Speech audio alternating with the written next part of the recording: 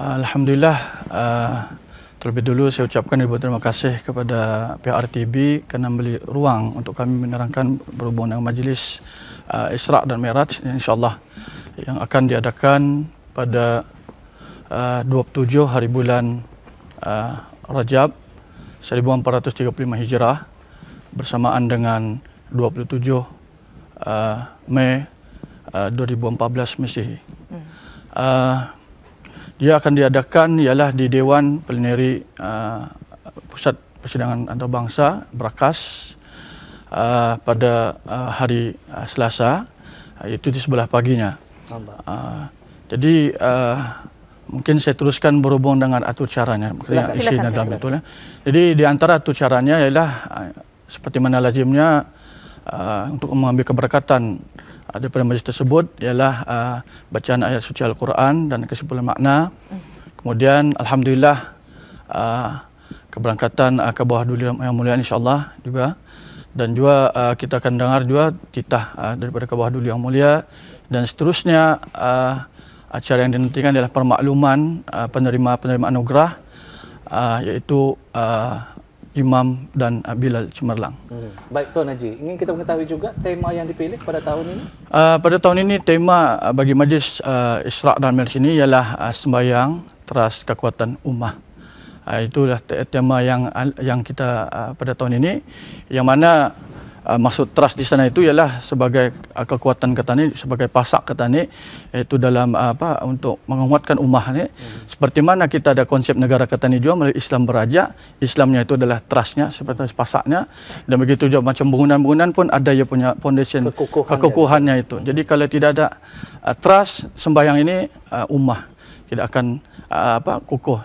Canggih manapun senjata dalam dunia ni, tapi kalau tidak ada trustnya tu, maka tidaklah juga akan kekukuhannya itu. Jadi kita ni di Brunei ni ataupun orang agama Islam ni, kita ni ialah sembahyang. Dengan sembahyang itu insya-Allah, kalau dengan keikhlasan tadi sembahyang, kerja dengan betul dan sempurna, insya-Allah dia akan menghilangkan sifat-sifat yang ada di dalam hati yang kotor-kotor, insya-Allah.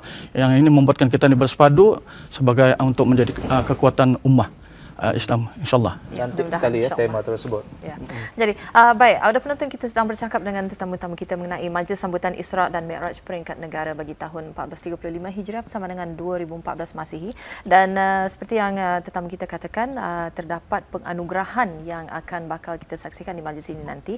Jadi untuk mengetahui lebih lanjut lagi mengenai perkara ini, kita beralih kepada tetamu kita Tuan Haji Abdul Rajib untuk membicarakan lebih lanjut dalam anugerah berkenaan dengan anugerah Imam Cemerlang dan anugerah Bilal Cemerlang ini. Tentunya Tuan Haji boleh mengungsikan bersama dengan penonton kita mengenai takrif Imam dan Bilal yang dimaksudkan ini. Terima kasih. Bismillahirrahmanirrahim. Mengenai dengan takrif Imam dan Bilal, yang mana Imam Cemerlang yang dimaksudkan di sini itu mereka yang terdiri daripada pegawai-pegawai masjid yang memegang jawatan sebagai imam yang bertugas di masjid-masjid, surau dan balai ibadat seluruh negara di bawah kawalan Kementerian Haluan Agama. Yang juga imam ini juga dimaksudkan mereka termasuk yang memegang jawatan sebagai pegawai hal ehwal masjid yang bertugas penuh masa sebagai imam di masjid, surau dan balai ibadat di seluruh negara. Manakala Bilal Cemerlang ataupun Bilal yang terdiri daripada pegawai-pegawai masjid yang memegang jawatan sebagai Bilal yang bertugas di masjid-masjid, surau dan balai ibadat seluruh negara di bawah kawalan Kementerian Hal Ehwal Agama. Ya, Mbak. Baik, pastinya ingin kita mengetahui juga kriteria proses pemilihan penganugerahan Imam dan Bilal Cemerlang ini. Terima kasih.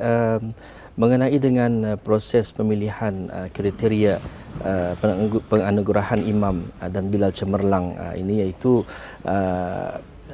mereka kita ada terdiri daripada 3 jawatan kuasa panel penilaian, iaitu jawatan kuasa tertinggi, kemudian jawatan kuasa penimbang dan juga jawatan kuasa pencalonan.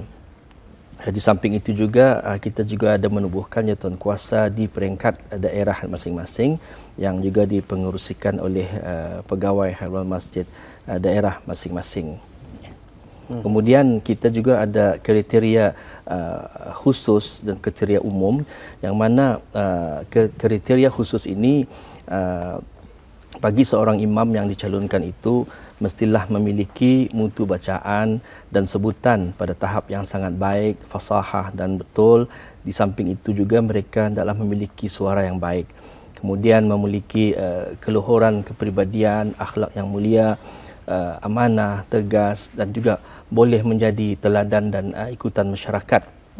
Di samping itu juga ia mempunyai ilmu keagamaan dan boleh menyampaikan dengan baik sebagai seorang imam muallim. Di samping itu juga kita menilai dari segi kehadiran bertugas, dan manakala Bilal yang cemerlang itu juga kita kita nilai dari segi kriteria khusus ini itu dapat ataupun mampu melaungkan azan dengan baik, memiliki suara yang baik, merdu dan bacaan serta sebutan yang fasih dan betul, juga mempunyai keluhuran kepribadian dan akhlak yang mulia, serta kehadiran semasa bertugas juga adalah dalam tahap yang cemerlang. Sementara itu bagi kriteria umum juga kita memiliki, hendaklah imam-imam itu memiliki kebolehan dalam hal ehwal kepimpinan, pengurusan serta pentadbiran dan pentakmiran masjid, serta dapat menyumbangkan khidmat bakti yang cemerlang dalam bidang perkembangan dan pembangunan umat Islam di negara Brunei Darussalam, khususnya dalam hal ehwal masjid. Kemudian kita juga hendaklah menilai juga daripada sanggup berbasah berkaringnya orang Ketannya dalam melaksanakan tugas mengilingi hal ehwal suka duka kemasyarakatan jamaah, serta kepatuhan mereka pada arahan-arahan yang wajib dipatuhi, serta menjadi sandaran dan tempat rujukan masyarakat dan jamaah. Dan yang lebih penting juga adalah kalau imam itu ataupun pegawai masjid yang menjadi imam itu tidak kurang dari 10 tahun telah berkhidmat dengan kerajaan, dan bagi Bilal tidak kurang dari 5 tahun telah berkhidmat di kerajaan dan ditetapkan dalam jawatan. Ini merangkumi ke-4 daerah ni Tuan Haji. Ya, ia merangkumi ke-4 daerah yang dicalonkan di peringkat awal. Jadi jelas sekali proses pemilihan itu bukan dibuat calang-calang, ya. Betul. Ada kriteria-kriteria yang telah pun ditetapkan. Yang teliti dan juga aspek-aspeknya amat komprehensif untuk memastikan pemilihan calon ini ataupun pemilihan mereka yang bakal menerima anugerah adalah orang yang tepat, ya. Jadi macam mana dengan bentuk kurnia yang akan dianugerahkan kepada Imam Cemerlang dan Bilal Cemerlang pada majlis sambutan Isra' dan Mi'raj pada tahun ini? Ya, insya-Allah bentuk kurnia yang akan dianugerahkan nanti, insya-Allah anugerah bagi Imam Cemerlang akan menerima wang tunai, sijil penghormatan, piala iringan, cenderamata iringan, serta segala karya tulisan atau penerbitannya jika ada dan bersesuaian adalah dikumpulkan dan dijadikan perbendaharaan, dan kemudian kemudahan perubatan percuma dalam muat kelas 1 di mana-mana hospital kerajaan di negara Brunei Darussalam. Begitu juga Bilal Cemerlang samalah seperti mana yang dianugerahkan dengan Bilal Imam Cemerlang tadi. Yeah. Alhamdulillah, ya, mudah-mudahan majlis ini akan menambah lagi prestasi khususnya kepada Bilal dan juga imam di negara kita Brunei Darussalam ini pastinya. Baik, dalam acara yang kau mengambil tempat ni bersama dengan Tuan Haji Idris kembali, apakah acara iringan lain yang akan diadakan ni Tuan Haji? Alhamdulillah, bersempena majlis Isra' dan Mi'raj ini kita telah membuat acara iringannya, iaitu kita akan membuat bengkel kesempurnaan sembahyang, iaitu akan diadakan pada 3 hingga 7 hari bulan Jun, yang akan bertempat di Universiti Islam Sultan Syarif Ali di Gadong, itu Jalan Pasar Baru. Jadi di antara objektif kita mengadakan itu ialah untuk bukan mengatakan katanya tu di sini dia tidak pernah belajar agama. Betul. Tadi pun di Brunei pun diperkenalkan belajar agama dari darjah pra hingga darjah 6, sambung lagi sampai ke sekolah menengah dan ke peringkat tinggi. Cuma tujuannya ini adalah untuk ketani mengkoreksi untuk membetulkan atau menyempurnakan lagi, sebab menghalusi lagi. Sebab apa, ketanian ini kadang-kadang kalau sudah lumrah itu dibuat Artinya ada something lah terlepas pandang dari segi kerukun sembahyang, dari segi tata cara duduknya macam mana. Dan juga pada bengkel ini juga kita objektifkan ialah untuk memfokuskan kepada cara-cara orang sembahyang apabila keadaan uzur, contohnya sakit. Dan ketika ini ada melihat di masjid-masjid ada kemudahan seperti kursinya disediakan bagi orang-orang yang sakit, dan ini kata ini kan menunjukkan macam mana cara sembahyang betul kepada orang sakit.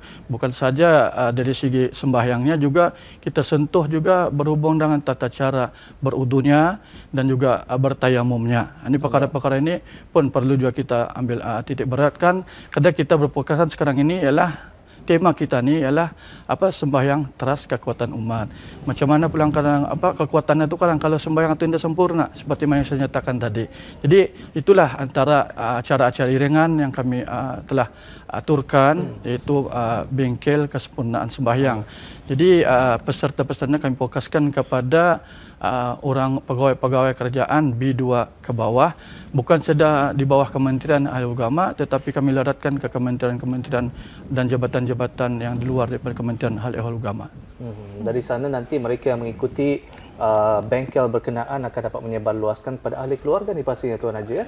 InsyaAllah. Alhamdulillah. Dan juga rakan-rakan kerja. Jadi sememangnya kepentingan solat ataupun kesempurnaan menjaga sembahyang ini satu perkara yang asas sebagai landasan kita dalam kehidupan kita 5 kali sehari. Jadi kalau dengan adanya bengkel ini akan dapat menghalusi lagi, dan kita muhasabah diri, memeriksa diri kita di mana perkara-perkara yang kita terlepas pandang. Peluang sebeginilah yang dinantikan sebenarnya apabila seseorang itu mempunyai kesulitan untuk melaksanakan sembahyang fardu ini.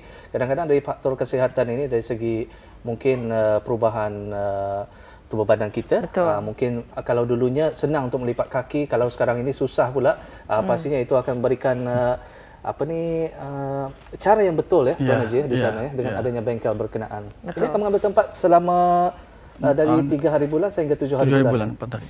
3 sampai 7 hari bulan Jun. Bertempat di UNISA. Jadi kita harapkanlah para peserta akan mengambil kesempatan menjelaskan ataupun memohon penjelasan terhadap sebarang kemusykilan ataupun situasi-situasi sukar yang sebenarnya jarang-jarang kita lihat, dan kita boleh ambil kesempatan untuk memanfaatkan bengkel ini mendapatkan penjelasan-penjelasan terhadap situasi-situasi tertentu, khususnya dalam keadaan fizikal yang terhad bagi orang-orang tertentu, jadi dapat kita membantu menyebarkan maklumat yang tepat. Ya. Baik, terakhir untuk Tuan Haji Idris, ingin kita mengetahui juga ini adakah akan dibukukan majlis ini untuk orang ramai khususnya pada 27 hari bulan Mei ini, dan apa pula harapan Tuan Haji sendiri?